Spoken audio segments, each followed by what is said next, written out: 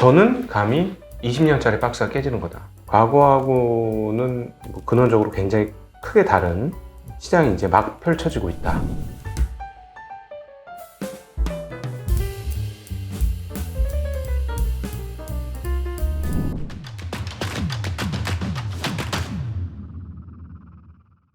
안녕하십니까, 권순장의 브릿지 권순장입니다. 오늘은 작년에 주식시장이 더 안 좋았었는데 각도기님의 상태는 오늘이 더 안 좋은 것 같습니다. 아, 네. 굉장히 피곤하신 각도기님을 모시고 바짓가랑이를 부여잡고 지금 시장에 대해서 한번 여쭤보려고 합니다. 네, 좋습니다. 뭐 이틀 연속 2시간씩만 자고 와가지고 좀 상태가 매우 안 좋은데 네. 사실은 잠하루만 자면 싹 회복되는 겁니다. 뭐 다른 거 아니고. 여러분 잘 아시죠? 약간 비몽사몽일 때 혹시나 더 얻어낼 게 많을 수도 있습니다. 사실 지금 주식시장이 특히 한국 시장이 너무 좋은데요. 네. 급하게 오르면 안 되는데 라는 네. 말씀을 굉장히 자주 많이 하셨는데 네. 지금은 좀 급하게 오르는 것 같은 느낌이 들거든요. 지금 시장 어떻게 바라보고 계신가요? 조금 속도가 빠르긴 하고요. 네. 그러나 한 번은 어쩔 수 없죠. 어쩔 수 없죠. 워낙 많이 빠졌기 때문에 한 번은 이렇게 급하게 좀 오를 거라고 예상은 했었고요. 근데 뭐 이게 갑자기 3,300까지 단숨에 올라갔다. 이렇게 되면은 조금 골치 아프죠. 그 이후에. 왜냐면 사람들이 20년에 우리가 그랬거든요. 네. 너무 급하게 빠졌고 너무 급하게 올라갔고. 그래서 좀 한국 전체로 보면 좀 느긋하게 길게 미국 시장이라든가 뭐 최근에 일본 시장이라든가 뭐 인도 시장이라든가 이런 식으로 한 5년, 10년짜리가 와야 세상이 바뀌는 거거든요. 네. 그런 걸 바라는데 워낙 한국 분들이 변화에 적응이 빠르고 모험심, 선호도가 좀 굉장히 있죠. 강하기 때문에 속도가 너무 빨라진 거 아닐까 하는 걱정을 좀 하고 있고요. 그럼에도 불구하고 과거하고는 근원적으로 굉장히 크게 다른 시장이 이제 막 펼쳐지고 있다라고 개인적으로 생각합니다. 그러니까 우리가 너무 급하게 오른 거 아니에요의 뒷면에는 그럼 이제 곧 빠지겠네요잖아요. 네네. 그건 박스권에 쩔어 있는 사고입니다. 이제 우리가 너무 오랫동안 박스권을 했기 때문에 그래요. 그렇죠. 뭐 근데 저는 감히 20년짜리 박스가 깨지는 거다 라고 생각을 하고 있어요. 그럼에도 좀 천천히 갔으면 좋겠는데 어쨌든 그렇습니다. 그러면 최근에 3,000포인트까지는 무난하게 쉬지 않고 달릴 것이다 라고 얘기하시는 분들이 갑자기 굉장히 많아지셨더라고요. 네. 이 부분에 대해서는 동의는 하시나요? 그것도 박스권에 갇힌 사고죠. 왜냐하면 전 고점이 3,300이었으니까 네. 이번에 전 고점 간다 이런 얘기거든요. 네네. 이거는 시장을 잘 지금 이해를 못해서 하는 얘기예요. 시장의 근원적 변화가 이루어지느냐 여부예요. 좀 더 긴 시기열로 시장을 바라봐야만 좋은 결과를 얻을 수 있고, 그래서 네. 저희가 지난달에 1번의 평생 투자자 네. 그 책을 꼭 읽어봤으면 좋겠다 이런 얘기를 했던 게 그게 10년짜리 사이클이에요. 정확하게는 무라카미 같은 경우는 대략 한 25년, 30년짜리 투자자잖아요. 네. 그런 어떤 행동주의가 일어나고 본격적으로 시장에 반영된 게 근 10년이거든요. 한국 같은 경우도 사실은 행동주의 이런 게 많이 있었잖아요. 네. 행동주의가 많이 있었는데 그게 벌써 한 5, 6년 이상 됐지 않습니까? 네. 그 사람들이 자리를 못 잡은 거예요. 그 사람들이 자리 잡는 시장이 이제 펼쳐지기 시작하는 거예요. 그래서 사실상 뭐 지수가 3천 간다 안 간다는 저는 감히 말씀드리면 약간 피곤한 상태에서 정신없는 몽롱한 상태에서 말씀드리면 사람들이 핵심 파악을 못하고 있는 거예요. 이거는 시장의 근원적 변화. 그러니까는 물론 이제 법 개정이 돼야 되겠고요. 네. 진짜 중요한 건 M&A가 돼야 돼요. 그것도 적대적 M&A가 되면 더 좋습니다. 우호적 M&A도 괜찮지만 적대적 M&A가 한번 이루어져야 되고요. 그다음에 소송까지 가서 소송에서 소액주주들을 이기는 것까지 나오게 되면 이거는 굉장히 큰 장기 사이클이고요. 그다음 감히 말씀드리고 싶은 거는 자산시장의 근원적 변화의 시작이에요. 이거는 작은 틀이 아니에요. 그래서 뭐 저희 채널에 나오는 월간 서준식의 서준식 교수님은 외국인에게 자본 개방했던 것과 그다음에 금융실명제로 바꾼 것과 그 다음으로 이번 건이 큰 사건이다 이렇게 얘기를 하는데 저는 그걸 구체적으로 어떻게 생각하냐면 한국에서는 소위 말하는 자산가가 주식시장에 나온 적이 없어요. 있긴 있어요. 있는데 미국 같은 데 보면은 어디 자산운용사 뭐 신화적인 존재들이 많잖아요. 워렌 버핏도 그렇고 뭐 블랙록의 뭐 레리 핑크도 그렇고 뭐 채권 시장에서의 누구도 그렇고 막 다 있잖아요. 그런 사람들이. 한국이 별로 없잖아요. 그렇죠. 한국은 그러신 분들이 잘 없고 그냥 주식 사기꾼 뭐 이러신 분들은 유명하신 분들이 많이 있죠. 전설 같은 분들. 네. 근데 잘 드러나지 않지만 부동산에는 있어요. 왜냐하면 우리는 부동산이 30년, 40년짜리 장기 랠리를 뽑았기 때문에 그래요. 그런데 이틀이 변화되는 거예요. 감히 말씀드리면 그 조건값은 이겁니다. 상법 개정이 되고 그 다음에 이제 적대적 M&A 비슷한 것들이 성공을 하고 그다음에 이제 판례가 나오고 이런 것들이 나오게 되면 자산 시장의 대전환이 시작이 되는 거예요. 이쪽에서 자산가들이 나오는 시장이 형성될 겁니다. 그래서 저는 이제 가슴이 두근두근하다는 표현들을 몇 번 했었는데 사람들이 이걸 아직 잘 몰라요. 그러면 제가 좀 현실적이고 좀 제 주변에 있는 개인 투자자들의 입장에서 한번 여쭤볼게요. 뭐 평생 가지고 가야 되는 건지 아니면 50% 정도 먹으면 일정 부분 현금화를 시키고 네. 또 시장을 좀 지켜보고 좀 덜 오른 회사로 가야 되는 건지 어떤 선택을 해야 될지가 네. 이제 고민스러운 이런 분들에게는 어떤 말씀을 해주시고 네. 싶나요? 지금 제가 드리는 말은 약간 예언적 얘기니까 네. 그 예언이라는 건 틀릴 수 있잖아요. 그걸 감안하고 들어주셨으면 좋겠는데요. 제가 이게 지금 계속해서 박스권에 갇힌 생각이다. 우리가 네. 사실상 이 박스권에 갇힐 수밖에 없는 게 무슨 박스권이 거의 한 저 느낌에는 30년짜리 박스권이에요. 이게 물론 뭐 1000에서도 있었지만 그때 네. 1000 박스권한테 한 단계 올라서 또 박스권이야. 미국 차트는 보면 우상향이 쭉 하고 그다음에 그 인도 차트도 그렇고 좀 성장하는 국가들과 자본시장 성장하는 국가는 무조건 우상향이거든. 중간중간에 그 굴곡이 있지만 근데 우리는 그냥 이거예요. 그리고 한 단계 올랐다 또 이거고 이런 상황이에요. 네. 뭐 하여튼 1990년대 이후로는 영원한 박스권이었거든요.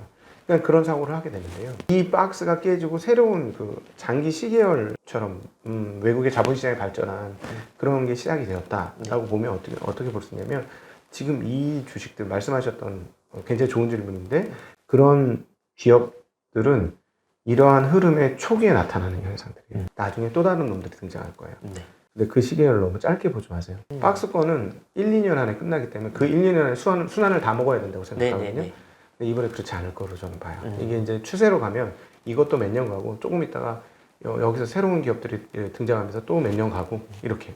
지금 무슨 말이냐면 한국 시장에서는 자본의 선순환이 없었어요. 그러니까 예를 들자면 금융시장에서 돈 번 애들이 돈을 내가 너무 많이 벌어 한 5배 벌었어. 부동산 사러 가야죠. 그렇죠. 보통은 그렇게 가죠. 네. 5배 벌기 전에 부동산 가고 그렇게 되죠. 물론 일부 그렇게 될 겁니다. 그래서 부동산 자산 가격도 뭐 크게 빠지진 않을 거라고 봐요. 그런 측면에서 보면.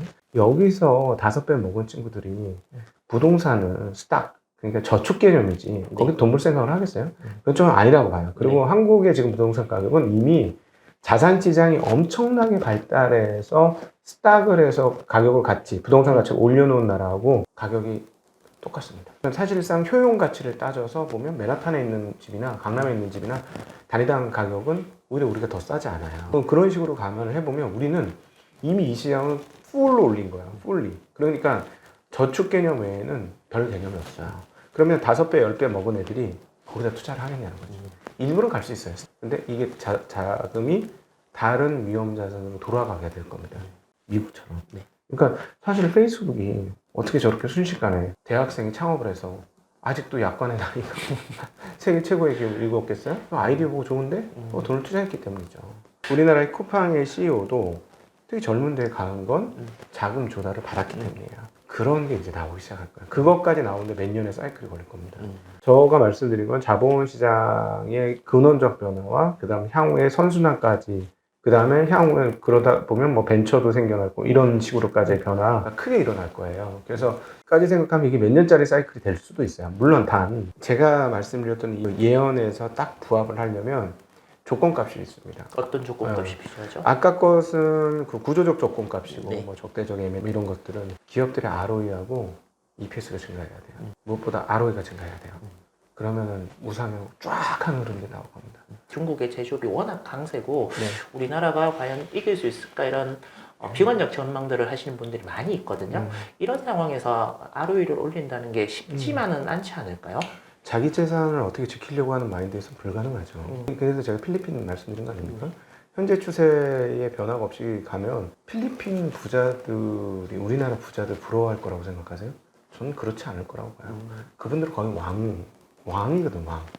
왕과 같은 삶을 살고 있어. 완벽하게 다 갖춰져 있죠. 네. 부자가 영원히 부자가 될 수 있도록.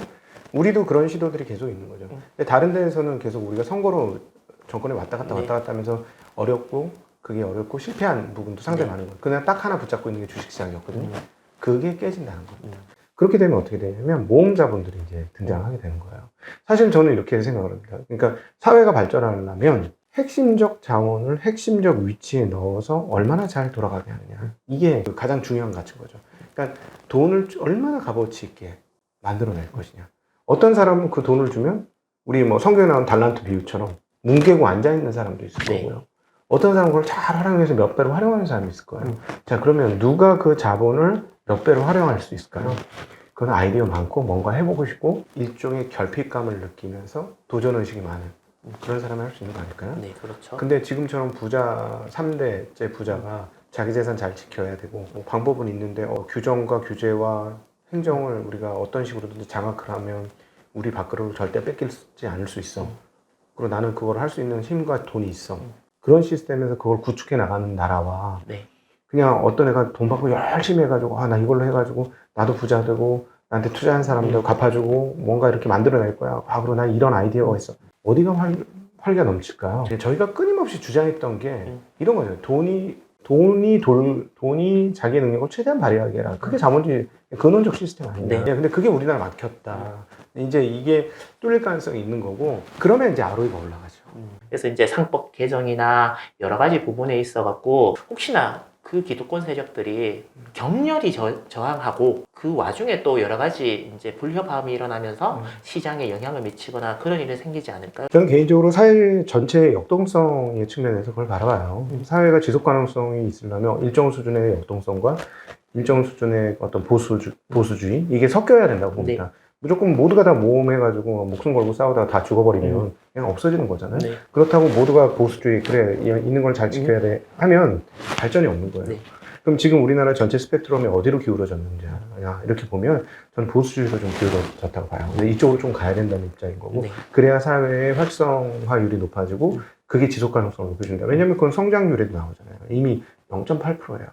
부동산으로 밀어붙일 때 이미 이건 예견된 미래였습니다.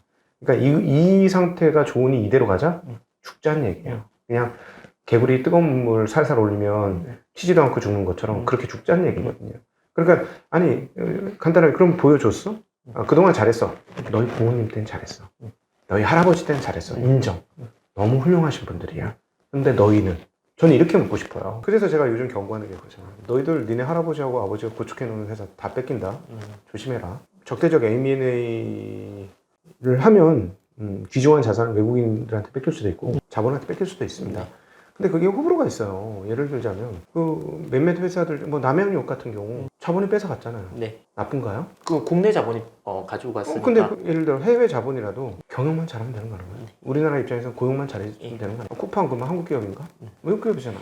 그렇죠. 네. 아니 그 논리는 자기네 재산 지키겠다는 논리로 하지 말고 논리를 정확하게 필요한 말이에요. 사회 전체적으로 발전 가능하고 지속 가능성이 있다라는 측면에서 너희들의 말이 맞다면 그건 받아줘야 되겠죠. 지금처럼 쪼개기 상장에서 수많은 사람의 피눈물을 흘리게 하고 자기 것만 챙긴 이 상황이 저는 부메랑으로 오고 있다. 너희 그 지주사 하나 뺏기면 너희 다 뺏기는 거 아니야. 너 좋았지 그동안에. 근데 그거 뭐 얼마 안 들이면 그거 다 매입할 수 있네. 지금보다 너희 5배 돈 들어가지고 너 그 지주회사 뺏을 수 있겠네. 5배 정도 돈 더 들이면. 그럼 어떡할 건데? 전 이 얘기를 하고 싶어요. 그럼 니네 할아버지의 피눈물과 너희 아버지의 피눈물은 다 어디 간 거야? 전 그거 묻고 싶어요. 그 책임 자기네가 져야지. 자기네가 잘못한 건데. 그쵸? 그래서 빨리 각성하고 깨닫고 준비해라. 그렇지 않으면 큰일 난다. 그렇다고 그럼 영원히 계속 그렇게 있을 거예요. 나라가 안 되는데. 그러면 벌써 이미 일본도 사실은 지금 뭐 밸류업 좀 했지만 안 되니까 청년들 다 밖으로 빠져나가잖아요. 한국도 뛰어난 인력이 병원 안 가면 빠져나가잖아요. 안 되는 거거든요. 아니 나는 좀 이해가 돼. 이렇게 뛰어난 사람들을 데리고 이렇게 열렬한 교육열 자기 돈 내가지고 훈련을 시켜가지고 훌륭한 사람으로 만들어 놓은 사람들을 이렇게 보유하고 있는 국가가 지금도 잘하고는 있지만 이 정도에서 끝낸다? 난 그래서 이런 거를 볼 때마다 우리가 너무 소화적이다. 우리가 마치 선녀가에 있는 것 같다. 이런 생각이 너무 많이 들어요. 오늘 굉장히 격하게 말씀을 드리긴 했는데 예를 들어서 그동안 잘했다는 건 이해가 되지만 창업주 때와 그 아들 때는 더 잘한 경우들이 많았는데 그럼 지금 이건 잘하고 있는가에 대해서 가슴에 손을 얹고 한번 생각을 해보자 라는 말씀 드리고 싶어요.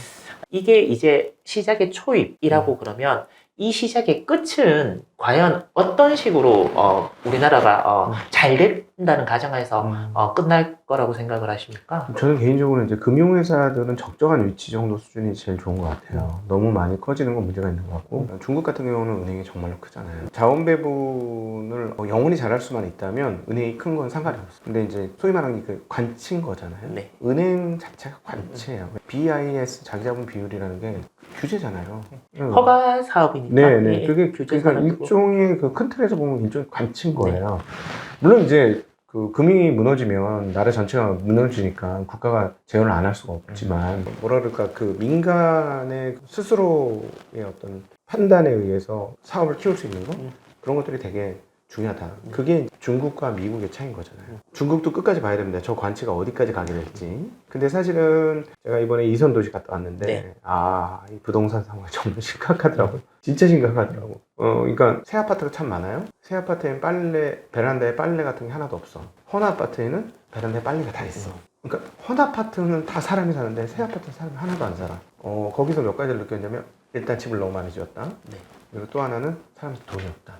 이사 가고 싶겠죠. 좋은 집인데 못 가는 거야. 그 집은 잉여로 남아 있는 거죠. 그렇죠. 그 동안의 발전 속도면 들어갔어야 되는데 사람 돈을 벌어서 들어갔어야 되는데 두 가지 중에 하나죠. 발전이 멈췄거나 집을 너무 더 빨리 지었거나 관치로 했는데 그게 자기 부스팅 되면서 거기까지 간 거긴 하지만 되게 웃긴 거잖아요. 따지고 보면 부동산 부자가 1등 부자였잖아요. 그렇죠. 다 망했죠. 뭐 헝다부터 시작해서. 네, 1등 부자가 됐다는 거는 상식적인 건데 좀 웃긴 거예요. 국내 사업이 부자 1등을 만드는 거죠. 근데 세계를 상대로 하는 기업들도 있는데 국내 사업이 1등이었다. 그 자체가 조금 이상했던 거고. 네. 우리나라 같은 경우는 이제 금융업이 지금은 많이 좋습니다만 저는 새로운 어떤 제조업체도 그렇고 그다음에 서비스업도 그렇고 그런 것들이 결국은 올라와야 된다고 봐요. 그리고 분명히 그런 데서 기회가 있을 겁니다. 그래서 제가 아까 말씀드렸던 큰 시계열로 봐라. 지금은 금융주들이 좀 올라오지만 조금 있으면 제조업체도 올라오고 서비스업체도 올라올 것이다.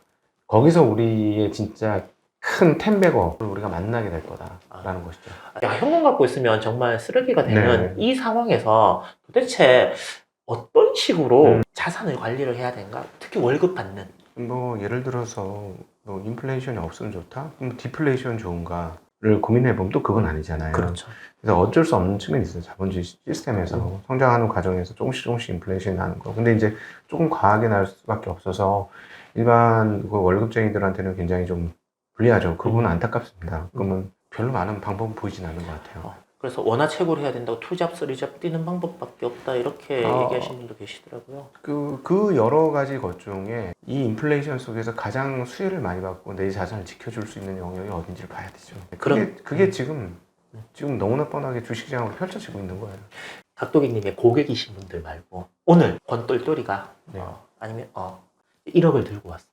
투자를 좀 잘 해주십시오 라고 말씀을 드리면 닭도기님은 지금 그 돈을 받는 입장에서는 와, 이 돈이 많이 불어날 거야 라는 생각이 먼저 드시는 건지 아니면 조금 더 빨리 왔으면 좋겠다 아니면 와, 지금은 조금 과열인데 좀 쉬었다가 투자를 해야 되는 거 아닌가? 어떤 쪽에 판단을 하실 것 같습니까? 증권주는 정말 많이 올랐잖아요. 네. 좀 반환해서 50% 넘게 올랐잖아요. 한 번도 조정이 없는 거예요. 네. 그래서 난 조정하면 사야지 하고 이러고 있었는데 그거 기다리다 한 지금 18% 정도 놓쳤어요. 그런데 결국 한번 조정하면 좋겠다는 생각은 가지고 있고 그럼에도 불구하고 지금 비싸냐? 절대 안 비싸다 라는 생각을 하고 있고요. 그리고 그러면은 싼 주식이 없냐? 여전히 엄청 많아요. 한국이 그게 장점입니다. 여전히 엄청 싼 게 많아서 저는 이제 최근 뭐 간단한 그 매매 원칙이죠. 투자 원칙이 아니라 매매 원칙 중에는 빠진 날만 산다. 이런 게 있어요. 좋아 보이는 주식 빠지면 사는 거죠. 그건 물론 2,600, 지난번에 2,200대도 왔으니까 그때 비하면 많이 올랐죠. 그럼에도 불구하고 비싸진 않다 아직까지. 그런 상황이고 어느 때가 되면 살 게 없네 이런 게 있을 거예요. 그래서 제가 딴 방송 나가서 뭐 조방원 이런 거 좀 조심해라. 라는 말씀을 그러면 또 그런 얘기를 하지 말아야 되는데 그런 얘기가 꼭 욕먹는데 조방원 조심해라. 왜냐하면 한국의 자산시장이라는 게 이 위험자산 쪽에서 들어온 돈이 얼마 안 되기 때문에 움직인다 돈이. 여기서 이쪽이 좋다고 생각하면 이걸 빼서 이쪽으로 간다. 만약에 돈이 엄청나게 많은 시장이면 이건 유지되면서 그냥 다른 걸 밀어붙이는데 뽑아서 가니까 이렇게 되면은 뭐 조방원이 나빠서 그런 게 아니고 다른 데가 2배, 3배 오르게 생겼고 얘네는 상당히 많이 올랐는데 이렇게 되면 어떻게 될까요? 그래서 이제 조방원 좀 조심해라. 말씀드려요.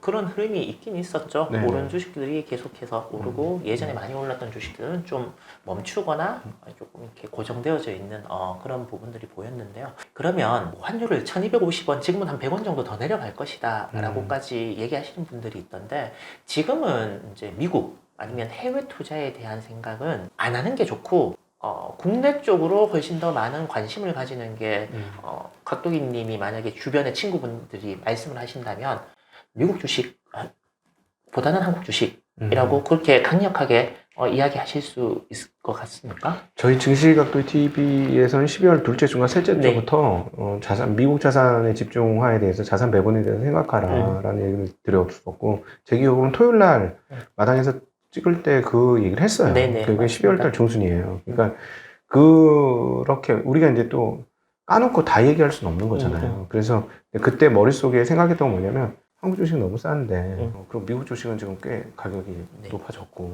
그리고 원화는 너무 싸고, 이거는 완전히 이런 기회가 있나 싶을 정도의 느낌이었어요. 그래서 자산 배분을 하되 싼 주식을 사야 되는 입장이니까, 싼 자산을 사야 되니까. 그래서 이제 한국 주식 비중을 늘리라고 했고, 제가 계속 자산 배분을 한 5월 달까지도 그 얘기를 했던 것 같아요. 계속해서 하신 거 맞습니다. 네, 계속했어요. 그건 뭐냐면 미국 자산이 나빠서 그런 게 아니라, 미국 시장은 보면 작년 12월 달은 진짜 역사적으로 그렇게 뜨거운 게 없었을 정도로 좋았기 때문에 이 자산 시장은 한번 너무 좋으면 좀 쉰다. 그리고 안 좋으면 언제 그랬냐지 오른다. 삼성전자 아무도 관심 없던 52,000원에서부터 오르잖아요. 꾸역꾸역 올라서 벌써 10몇 % 올랐잖아요. 여전히 안 좋다 그래요.